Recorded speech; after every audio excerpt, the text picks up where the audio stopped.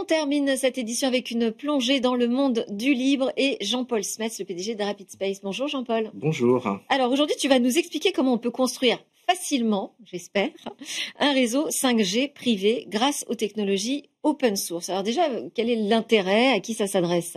Il y a deux grands cas. Il y a le cas où on n'a pas de couverture, par exemple à la campagne dans certains pays ou en France.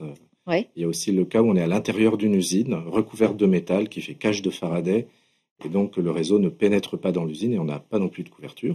Et on a aussi les cas, par exemple dans les hôpitaux, où on ne veut pas dépendre du réseau d'Orange ou d'un autre opérateur parce que de temps en temps, ils plantent pendant quelques heures. C'est arrivé cet été 2 fois chez 2 opérateurs. Donc on veut un réseau autonome, par exemple dans les hôpitaux, qui marche même quand Orange ne marche pas. Et l'idée de la 5G privée, c'est aussi un réseau qui soit totalement étanche finalement au réseau public. Complètement indépendant. Oui, complètement indépendant. Pour que ça marche même quand le réseau public ne marche plus. Alors comment on fait pour construire son réseau 5G privé? Alors j'ai commencé par la version compliquée, mais simple en même temps, avec une image normalement qui montre à gauche un boîtier de 5G ouvert avec un PC. À droite, on a une carte qui s'appelle une carte radio. Et donc le PC, on prend un PC taïwanais ou un Là, PC c'est ce qu'on voit, européen. Oui, ici, ok. c'est ça. Et donc si on prend de l'européen, on peut mettre un processeur NXP, qui est un processeur européen qui est un peu comme un processeur de Raspberry Pi. Si on prend du taïwanais, on aura de l'Intel ou de l'AMD. Et à droite, c'est ce qui s'appelle la carte radio. Et on a besoin d'un composant clé qui s'appelle le transceiver. C'est le composant qui convertit le signal radio numérique en signal radio analogique. On peut prendre de l'Analog Device aux États-Unis, du Lime Microsystem en Europe ou du GeoChip en Chine. Et côté logiciel? Donc, il faut mettre dans le composant radio quelque chose qui fait le pilotage du transceiver. On a des Français de chez Lightix, Enjoy Digital qui ont fait tous les logiciels pour ça. On a besoin d'un composant qui simule le signal 5G. Donc, on peut prendre de l'Amarisoft qui n'est pas libre, mais on peut acheter le code source, ou du SRS en Irlande, du Open Air Interface en France, et pour le cœur du réseau, du Open 5GS. Il faut assembler tout ça. Donc, on a besoin de quelque chose qui assemble tout automatiquement. Donc, soit on a un produit libre sous étagère qui s'appelle SlapOS qui fait ça, soit généralement, on va créer des scripts maison. Et cette partie assemblage des composants est finalement une des parties les plus compliquées. Mais aujourd'hui, c'est déjà fait et c'est libre. Et enfin, il faut que le réseau se configure tout seul, parce que quand on le déploie chez les gens, il ne faut pas un expert, il faut que ça marche tout seul. Et on a Resist Libre ou CJ DNS de Caleb de Lille qui font ça.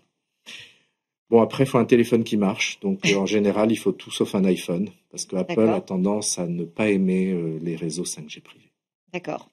Alors, est-ce qu'avec ce réseau 5G privé, je vais avoir des débits équivalents à ce que j'ai sur les réseaux mobiles? Est-ce que je peux faire tous les usages mobiles d'ailleurs avec ce réseau 5G privé? On peut faire tout et plus. Et on peut faire plus, c'est-à-dire qu'on peut le configurer pour qu'il y ait beaucoup d'upload et moins de download. Par exemple, si on le déploie dans des campagnes au Brésil, c'est un des cas d'usage importants. Les paysans brésiliens, en fait, prennent une station, vont couvrir 20 km de terrain et ont plein de capteurs agricoles qui envoient des données par leur réseau 5G privé.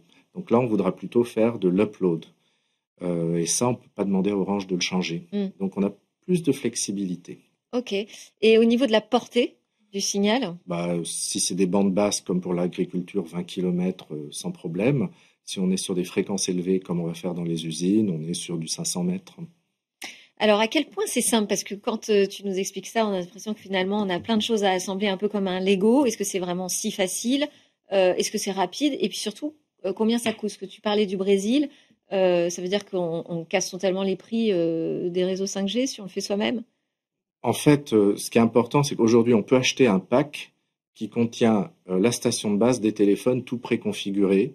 On déballe, 5 minutes après, ça marche. On a la messagerie instantanée. 5 minutes vraiment?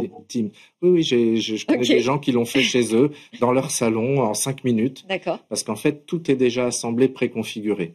Exactement, c'est la même idée. Si on achète un PC sous Linux préinstallé, on l'ouvre, ça marche. Et au niveau du coût? Alors, en Europe, pour l'instant, ça coûte de l'ordre de quelques milliers d'euros, un système complet. Ok, quand même. Oui, donc, et en Chine, c'est en train de descendre vers quelques centaines d'euros. Parce qu'en fait, en Chine, les marchés sont énormes. Les gouvernements financent des pilotes avec plus de 10 000 sites. Et donc, ça fait que les fabricants chinois peuvent acheter les composants américains ou européens bien moins chers que les Européens. Donc, pour donner une idée, un constructeur chinois paye ses composants 50 fois moins que le prix public. Ouais. Et grâce à ça, en fait, ce qu'on est en train de voir, c'est que tout est en train de se développer très vite en Chine.